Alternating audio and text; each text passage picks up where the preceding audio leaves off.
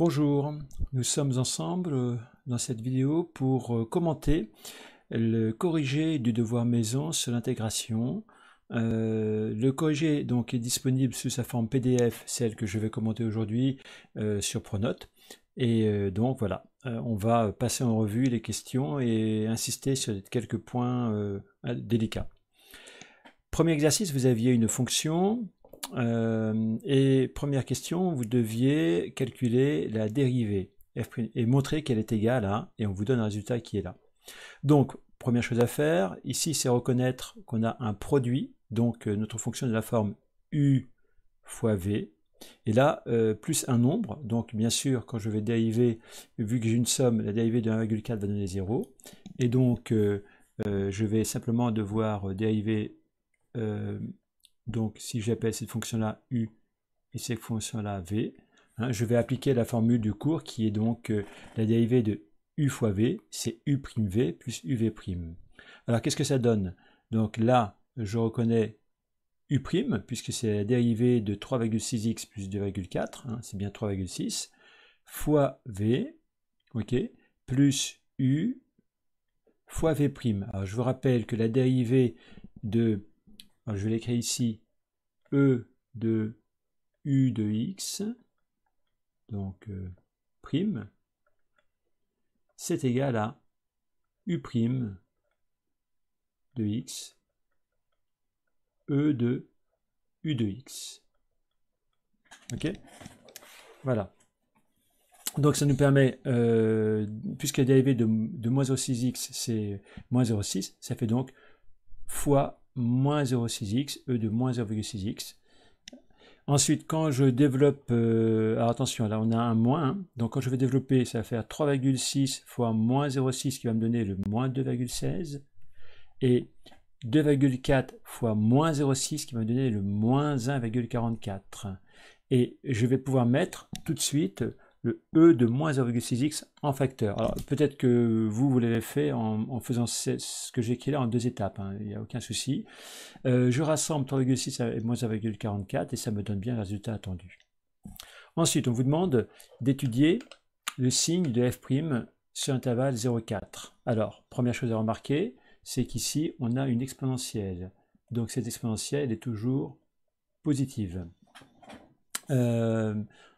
C'est une propriété du cours. Donc finalement, le signe de f', c'est essentiellement le signe de cette partie-là. Qu'est-ce que je reconnais ici? Je reconnais une fonction affine de la forme a fois x plus b. Donc son signe c'est de la forme plus 0 moins ou moins 0 plus. Alors ici, puisque moins 2,16 est le coefficient directeur de cette droite et que ce coefficient directeur est donc négatif, c'est que ma fonction affine ici est décroissante. Puisqu'elle est décroissante, vous voyez là, elle sera d'abord positive, elle s'annulera, puis elle sera ensuite négative. D'accord? Donc, elle s'annule pour quelle valeur? Pour la valeur pour laquelle moins 2,16x plus 2,16 égale 0. C'est-à-dire, c'est écrit là, hein, je résous, et bien sûr, c'est immédiat, ça nous fait x égale 1. Ok? Donc finalement, j'ai le tableau suivant. Donc, entre 0 et 1, l'endroit où ma fonction affine est positive, la dérivée va être positive. Entre 1 et 4, la dérivée sera négative. Donc la fonction f sera croissante, puis décroissante. On prend sa calculatrice pour calculer ces valeurs-là. Hein. Alors disons 1, c'est pas la peine de prendre sa calculatrice, hein, puisque pour x égale 0, le calcul est immédiat, mais pour les autres valeurs, ici effectivement, hein, c'est des valeurs approchées que je mets dans mon tableau. Ensuite, on vous dit, on admet que la fonction f définie par grand f de x égale, je vous laisse lire ce qui est là, est une primitive de la fonction petit f sur l'intervalle 0,4. On admet, ça veut dire qu'il n'y a rien à faire, c'est pas la peine de le démontrer, et on vous demande de calculer la valeur exacte de cette intégrale, puis une valeur numérique approchée. Alors, quand on connaît son cours, cette question est très facile. Hein. On se dit, oh là là, les intégrales, j'ai pas bien compris. Non, attendez, là, il suffit de savoir juste que quand j'ai une primitive d'une fonction petit f, cette intégrale, c'est la valeur de la primitive appliquée à 4 moins la valeur de la primitive appliquée à 0. Ce que j'ai écrit là, vous voyez? Cette intégrale, c'est grand F de 4 qui est là, moins grand F de 0 qui est là. C'est tout. Et mon grand F, on me le donne, je le connais, il est là. Donc j'ai juste à remplacer x par 4 dans cette expression, c'est-à-dire ce que j'ai fait là, moins, et je remplace x par 0. Voilà. Alors, la petite difficulté ici, c'est que on vous demande, dans un premier temps, de donner la valeur exacte. C'est-à-dire que ce E de moins 2,4, on vous demande de le garder tel quel. Hein. Donc, on va faire les calculs en gardant, parce que bien sûr, si je voulais le calculer, j'aurais une valeur approchée. Donc, moins 24, moins 14, ça fait moins 38, d'accord, moins 5,6, ok. Alors, E de 0, c'est égal à 1. Donc là, ça nous fait moins 14, mais moins 14, ça fait plus 14. Moins 5,6 plus 14, j'obtiens le 8,4 qui est là. Donc en fait, voilà. La valeur exacte, c'est celle-ci. Puis une valeur approchée, donc quand je prends ma calculatrice, j'obtiens à peu près 4,95. Voilà. Donc la valeur de l'intégrale, de 0 à 4, c'est à peu près 4,95. Partie B. Partie B. On vous donne la courbe représentative de la fonction. Alors ici, dans cette fonction-là, on reconnaît bien sûr d'après le tableau qui est un petit peu plus haut, voilà, fonction croissante de 1 jusqu'à 1,89 puis décroissante, hein, on reconnaît immédiatement que cette courbe-là, là, en haut, correspond à la fonction f. D'accord? Ensuite, on considère une autre fonction g définie par 4x carré moins 4x plus 1. On note CG sa courbe sur intervalle 0, 0,5. Donc c'est-à-dire en fait entre là, hein, 0 et 0,5. Ok? On notera ceci compte les courbes CF et CG dans un repère d'origine O et en pointillé les courbes obtenues par symétrie. Donc on voit bien les pointillés là, vous voyez là, c'est en pointillé bleu, et ici en pointillé rouge. Donc en fait, avec toutes les indications fournies, on peut dire que, ok, ça c'est la courbe qui correspond à la fonction f, et ça c'est la courbe qui correspond à la fonction g entre 0 et 0,5. D'accord, hein? Ici, f, ici, g. Bien, on vous demande ensuite de montrer que l'intégrale de 0 à 0,5 de g de x dx égale 1/6. Donc là, a priori, on se dit, bon, il n'y a pas de rapport avec la figure qui est là. Si, il y en a un, mais on va le voir dans la question suivante. Donc, calcul de l'intégrale, cette fois, je connais petit g, et j'ai donc, on l'a déjà rappelé tout à l'heure, besoin de déterminer une primitive grand G de ces fonctions petit g. Alors, est-ce que c'est compliqué? Non, parce qu'en fait, notre fonction g, vous voyez là, c'est un polynôme, 4x carré moins 4x plus 1. Donc, je vais avoir besoin de déterminer une primitive de x carré, de x et de 1. C'est des choses assez simples. Donc, une primitive de x au carré, c'est x au cube sur 3. Mais attention, j'ai 4 devant là. Donc, je vais garder le 4. Donc, vous voyez là, ici, là, j'ai une primitive de x au carré. Ok. Une primitive après on me demande une primitive de, oui c'est ça, de x. Alors oui, je l'ai mis comme ça. Ça a peut-être été plus clair d'écrire dans un premier temps, disons 4x carré sur 2. Vous voyez, en fait le 4, attendez, hop, voilà, 4. Donc le 4 correspond au 4 qui est là, vous voyez là. Et donc une primitive de x, c'est donc x au carré sur 2. Et enfin une primitive de 1, c'est x. Voilà. Et donc j'obtiens ainsi une primitive de petit g que j'appelle grand G.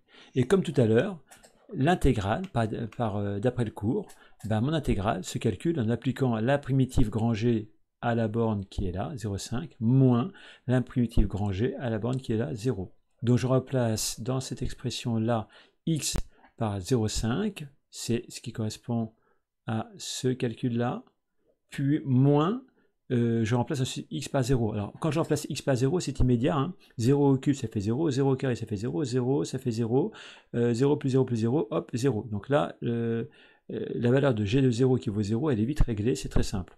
Bon, pour 0,5, bon, bah, on a un petit calcul à faire. On prend sa calculatrice, et on arrive à 1/6. Voilà. Alors, ensuite, maintenant, on va revenir à la question qui concerne donc l'air grisé.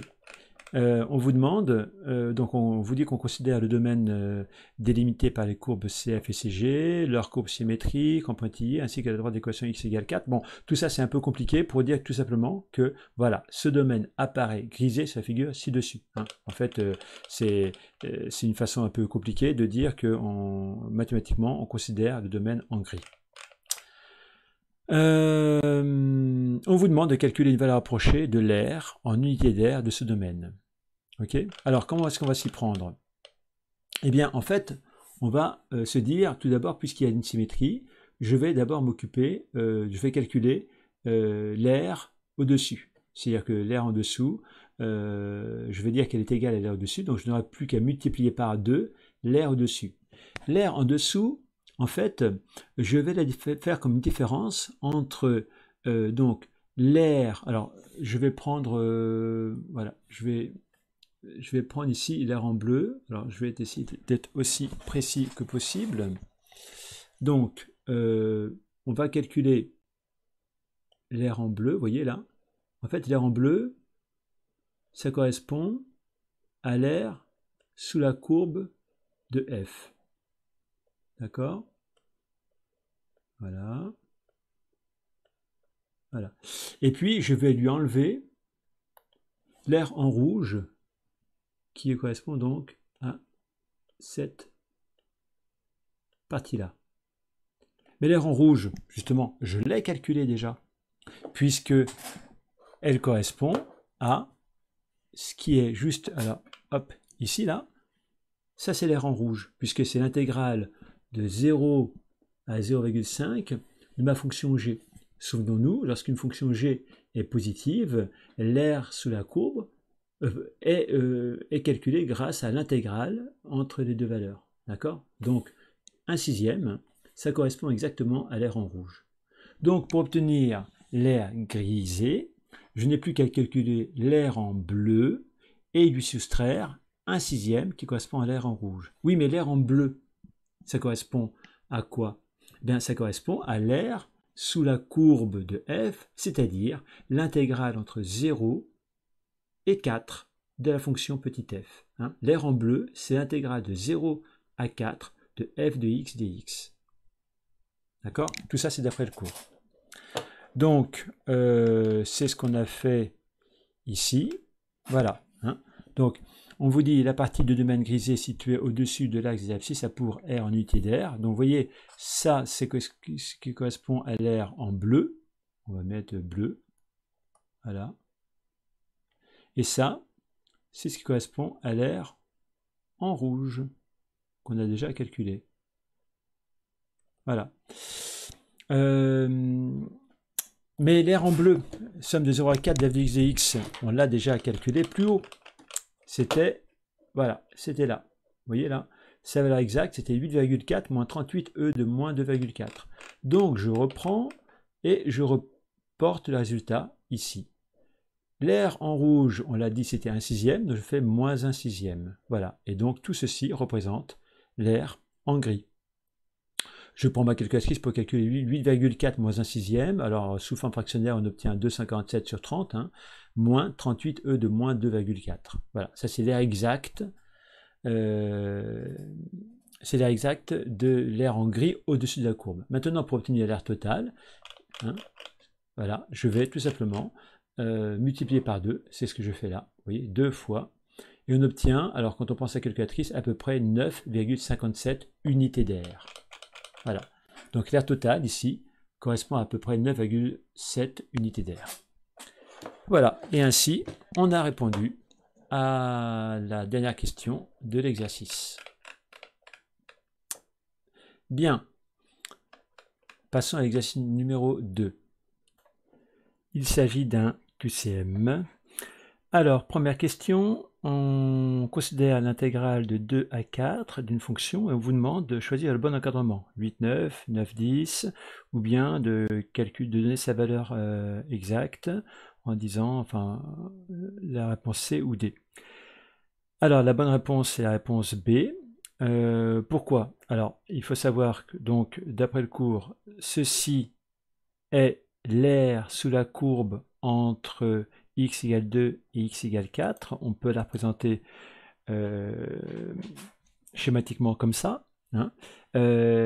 Et bah, il suffit ensuite de compter les carreaux pour trouver à peu près sa valeur, enfin disons une valeur approchée.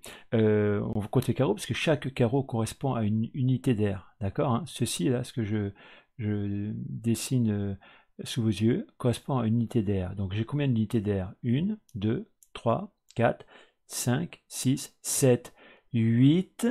Alors là, il est clair que on en a au moins 9 parce qu'une partie de l'air en rouge ici va pouvoir compléter ce carré-là pour fermer 9. Par contre, je suis sûr qu'il y en a moins que 10 puisque en fait là, l'air en rouge va être, vous voyez, si je rajoute ce petit morceau-là, voilà là, à peu près là, jusqu'ici. Voilà. Le rouge plus le bleu, là, ça me donne 10 unités d'air, hein, puisque j'ai bien 10 carreaux. Il est clair que l'air en rouge est inférieur à 10, bien sûr. Donc, elle est bien inférieure à 10, et elle est bien supérieure à 9, comme je l'ai compté tout à l'heure. Hein, ce qui correspond au rouge correspond au moins à 9 carreaux, donc entre 9 et 10. Donc, c'est bien la réponse B qui était la bonne réponse. Ensuite, on considère une fonction f définie par f de x égale ln de x, et on vous demande de déterminer, enfin de choisir la bonne primitive de petit f. Alors, cette primitive-là, on n'a pas les moyens de la calculer. Hein, elle ne figure pas dans le cours. Mais à partir du moment où on vous donne 4 possibilités, eh bien, pour savoir quelle est la bonne réponse, il suffit de dériver chacune des possibilités qui vous est donnée pour voir avec laquelle est-ce que la dérivée va donner petit f. Hein. Puisqu'en fait, quel est le lien entre grand f et petit f? C'est tout simplement que grand f' de x est égal à petit f. Hein. C'est pratiquement, on peut dire, la définition d'une primitive. Hein. Grand f est une primitive de petit f, ça veut dire que la dérivée de grand f, c'est petit f. Bon, eh bien, après, bon, je ne vais pas faire tout, mais simplement, si vous dérivez x ln de x moins x, vous allez bien tomber sur ln de x. Alors, on peut le faire, tenez, je vais faire un peu de place, voilà, et je vais donc, par exemple, le faire ici. Alors, pour dériver, donc je vais donc dériver celle-ci, hein, d'accord, je dérive ici. Donc ici j'ai un produit x ln de x, donc pour dériver ce produit, je vais appliquer la formule uv, u'v plus uv', dérivé de x c'est 1, u'v, donc v ln de x, on n'y touche pas, ok, plus u, c'est-à-dire x, fois dérivé de ln de x, 1 sur x, d'après votre cours. Moins x, donc moins la dérivée de x, moins 1. Alors, 1 fois ln de x, bien sûr, ça nous fait ln de x. X fois 1 sur x, ça fait donc plus 1. Et moins 1, j'obtiens bien ln de x. Bon, il est facile de vérifier qu'avec les autres possibilités offertes, ça ne marche pas. Donc c'est bien la réponse C. Ensuite, on vous dit, donc attention, les questions 3 et 4 sont liées. Hein, les questions 3 et 4 s'appuient sur la même fonction qui vous est donnée ici. Ok. Alors, on vous demande, on appelle f' la dérivée de petit f et grand f une primitive. Donc, première question qui va porter sur f' et grand f. À choisir parmi les 4. Alors, la bonne réponse, c'est la dernière. Je vais expliquer pourquoi est-ce qu'aucune des autres n'est possible. On vous dit d'abord petit f' est positive sur 2, 4. Alors, quel est le lien entre petit f' et petit f? Si petit f' est positive sur 2 et 4, ça veut dire que petit f doit être croissante entre 2 et 4. On voit bien qu'entre 2 et 4, ma fonction f, petit f n'est pas croissante, elle est même décroissante. Donc, on peut éliminer la réponse A. La réponse B, f' est négative. Eh bien, pour la même raison, si petit f' est négative, ça voudrait dire que petit f est décroissante entre moins 3 et 1. Entre moins 3 et 1, non, la fonction f n'est pas décroissante, elle est décroissante, puis elle est croissante. Donc, de même façon, on peut éliminer la réponse B. Après, ensuite, on vous dit grand f est décroissante sur l'intervalle de 4. Alors, je vous rappelle la chose importante que je viens de rappeler tout à l'heure. La dérivée de grand f, c'est petit f. Donc, dire que grand f est décroissante, ça veut dire que sa dérivée grand f', c'est-à-dire petit f, est négative. C'est la même relation qu'on utilise. Si une fonction est décroissante, sa dérivée est négative. Donc, si grand f est décroissante, sa dérivée petit f est négative. Est-ce que petit f est négative entre 2 et 4? Entre 2 et 4, petit f n'est pas négative. Elle est décroissante, mais elle n'est pas négative. Négative, il faudra qu'elle soit située en dessous de l'axe des x. Donc, on peut éliminer la réponse petit c. Il nous reste la réponse petit d. On va quand même vérifier que c'est la bonne. Grand f est décroissante sur l'intervalle moins 3, 1. Donc, pour la raison que je viens d'expliquer, si grand f est décroissant sur l'intervalle moins 3, 1, ça signifie que sa dérivée petit f est négative. Est-ce que petit f est bien négative entre moins 3 et moins 1? Entre moins 3 et moins 1, vous voyez là, petit f est bien négative, elle est bien située en dessous de l'axe des x, donc la réponse D convient. Ensuite, bon, je donné une explication ici, là, ça reprend ce que je viens de dire. Ensuite, on vous dit, donc toujours avec la fonction f qui est là, on vous dit, une des 4 courbes représente la fonction f seconde, f', f seconde. Alors, ce f seconde doit vous faire penser à mobiliser des connaissances qui concernent la concavité des courbes.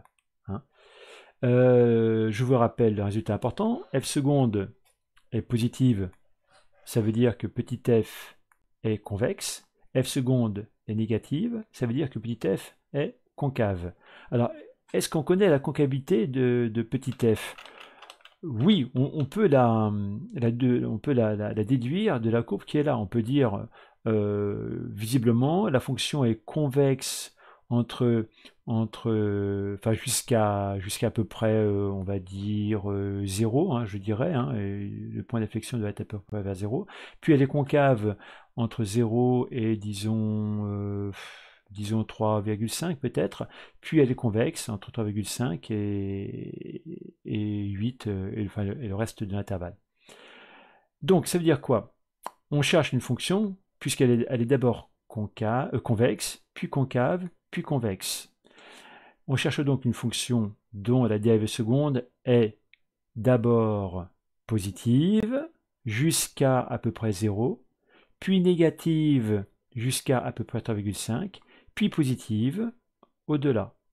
Bon, eh bien, il est facile de voir que seule la courbe D convient. Vous voyez, positive jusqu'à à peu près 0, c'est bien ça. Négative jusqu'à à peu près 3,5, bon, c'est un peu plus en fait, puis positive.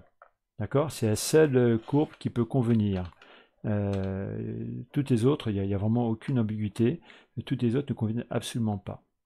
Voilà, donc c'est bien la réponse D. Et c'est la fin de l'exercice.